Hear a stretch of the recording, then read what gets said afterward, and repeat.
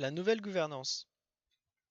L'État ne décide plus de tout comme autrefois. De nouveaux acteurs locaux sont apparus et participent désormais activement au développement des projets d'aménagement.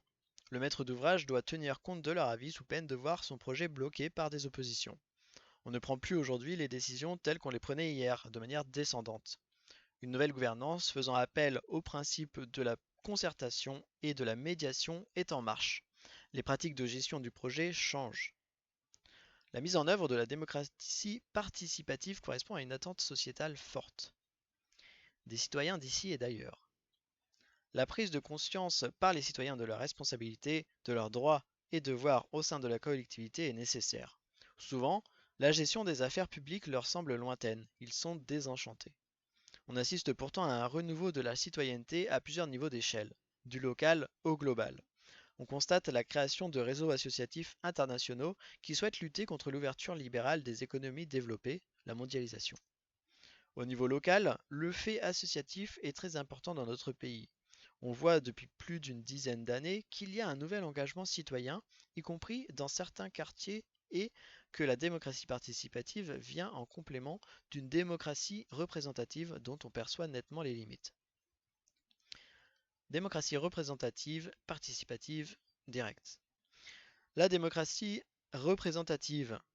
La République française fonctionne sur le principe de la démocratie représentative.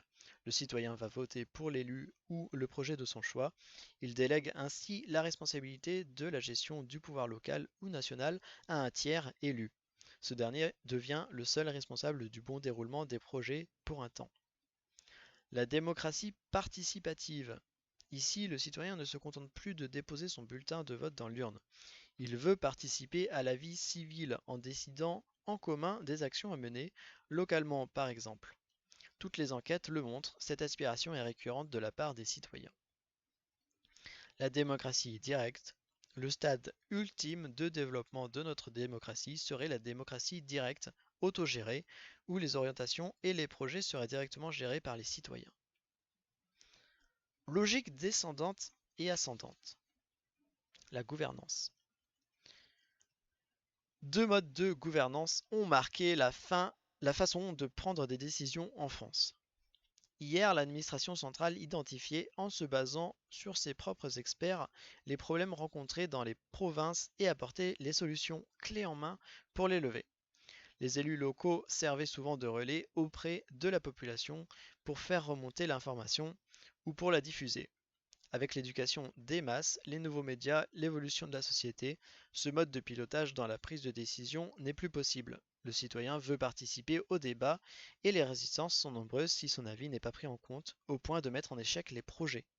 La logique descendante a perdu de sa légitimité.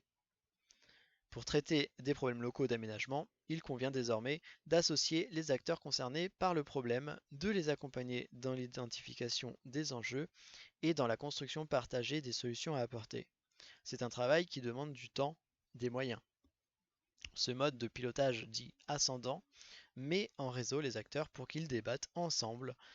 La concertation et le dialogue sont mobilisés, ce qui permet d'éclairer l'élu local ou le représentant de l'État qui aura à prendre la décision.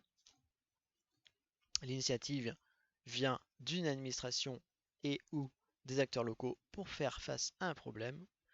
On a la démarche pure, le haut cherche à ce que la base adhère au projet, et mixte, on tente de mixer logiquement descendante et ascendante, mais l'impulsion de départ vient d'en haut. Pour résumer, la gouvernance descendante, on a un problème, l'expert qui est convoqué, l'apport d'une solution à l'État et la diffusion de l'information auprès des citoyens. Tandis que dans la gouvernance ascendante, on a le problème, les acteurs concernés se rencontrent, il y a le traitement du problème et l'information du problème auprès de l'État.